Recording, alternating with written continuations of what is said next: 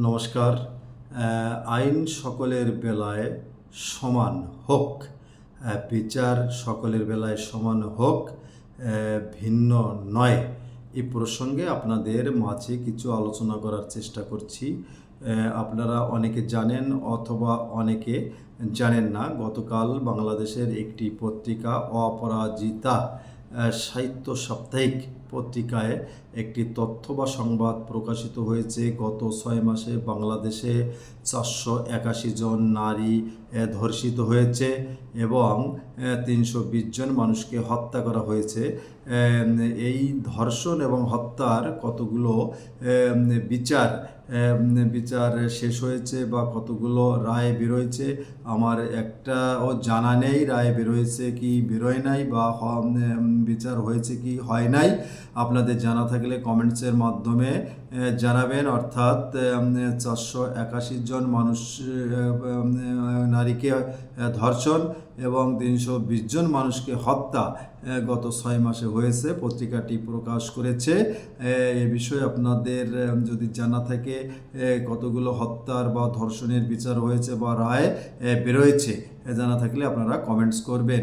পাশাপাশি আমরা দেখলাম গতকাল 2রা জুলাই 2025 বাংলাদেশের সাবেক প্রধানমন্ত্রী শেখ হাসিনার বিরুদ্ধে একটি মামলার রায় দেওয়া হলো।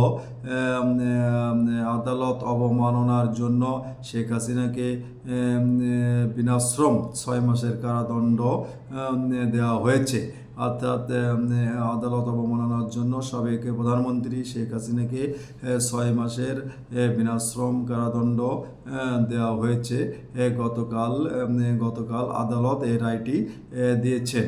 আমরা আশা রাখবো বিচার সবার বেলায় সমান হবে, আইন সকলের বেলায় সমান হবে।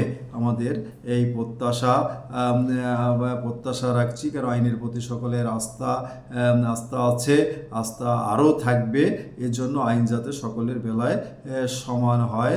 আবারও আমি আপনাদের কাছ থেকে জানতে চাচ্ছি, গত 6 মাসে যে হত্যাগুলো হয়েছে এবং যে ধর্ষণগুলো হয়েছে, এর কি কোনো বিচার এখন পর্যন্ত বিচার কাজ শেষ হয়েছে বা কোনো মামলার রায় কি হয়েছে? আপনাদের জানা থাকলে জানাবেন।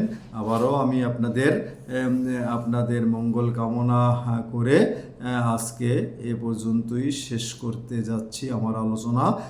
সকলে ভালো থাকবেন। নমস্কার।